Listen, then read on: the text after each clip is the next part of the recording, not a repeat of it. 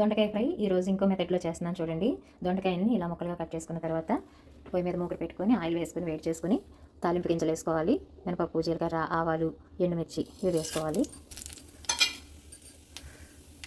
తాలింపు వేగాక ఈ ముక్కల్ని వేసేసుకోవాలి. ఈ ముక్కల్లో కాస్త ఉప్పు వేసి కలుపుకొని మూత పెట్టుకోవాలి.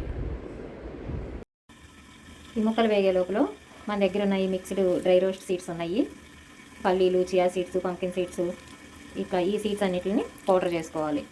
మిక్సీ పట్టేసుకుందాం. ఈ చియా సీడ్స్ స్మెల్ కొంతమందికి నచ్చదు, అందుకే కొద్దిగా పుట్నాల పప్పు వేసుకుందాం. ఇది ఇంకా టేస్ట్ తెస్తుంది. 5 నిమిషాల తర్వాత మూత తీసుకొని ముక్కల్ని కలుపుకోవాలి. మొక్కలు మెత్తగా అయ్యే వరకు మూత వేసి ఉంచి మధ్య మధ్యలో మూత తీసి కలుపుకుంటూ ఉండాలి.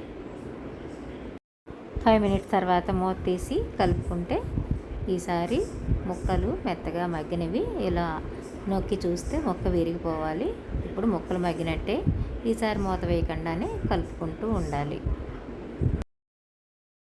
ఈ ఫ్రై మీరు ఎప్పుడన్నా చేశారండి? ఒకవేళ చేయకపోతే తప్పకుండా ఒకసారి చేసి చూడండి. ముక్కలు ఇలా ఎర్రగా అయ్యే వరకు వేగించాలి. దొండకాయ ముక్కలు చక్కగా వేగిపోయినాయి. ఇప్పుడు కాస్త ఉప్పు, పసుపు, కారం వేసి కలుపుకోవాలి. ఇందాక కొంచెం ఉప్పు వేసుకున్నాం కదా, ఇప్పుడు తగ్గించి వేసుకోవాలి. కారం, వెల్లుల్లిపై, ధనియాలు వేసి పట్టుకున్న మసాలా కారం, ఇదైతే ఇంకా టేస్ట్గా ఉంటుంది. మామూలు కారం వేసుకున్నా పర్వాలేదు. ఇది వేసుకుని కలుపుకోవాలి. ముక్కలకి కారం చక్కగా పట్టేలా కలుపుకున్నాక ఉప్పు, కారం, పసుపు అన్నీ చక్కగా కలిసిపోయేలాగా బాగా కలిపి ఇప్పుడు మనం మిక్సీ పట్టించుకున్న పౌడర్ని వేసి కలుపుకోవాలి.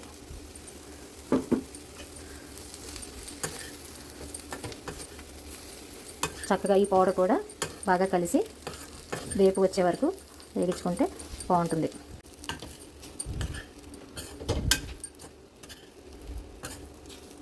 ఇలా పొడి పొడి ఆడే వరకు కలుపుతూనే ఉండాలి.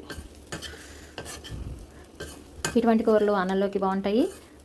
అన్నం తక్కువ, కూర ఎక్కువ తినేవాళ్ళు ఈ కూరని ఉట్టిగానే పెరుగులో కలుపుకొని తినచ్చు. అలా కూడా చాలా బాగుంటుంది. చూసారా ఎంత బాగుందో దొండకాయ ఫ్రై. అంతే అండి, హై ప్రోటీన్ దొండకాయ ఫ్రై రెడీ. చాలా టేస్టీగా ఉంటుంది. ఉట్టిగా పెరుగులో కలుపుకొని కూడా తినేయచ్చు. చాలా చాలా బాగుంటుంది. మీరు కూడా ట్రై చేయండి. ఎలా ఉందో చెప్పండి.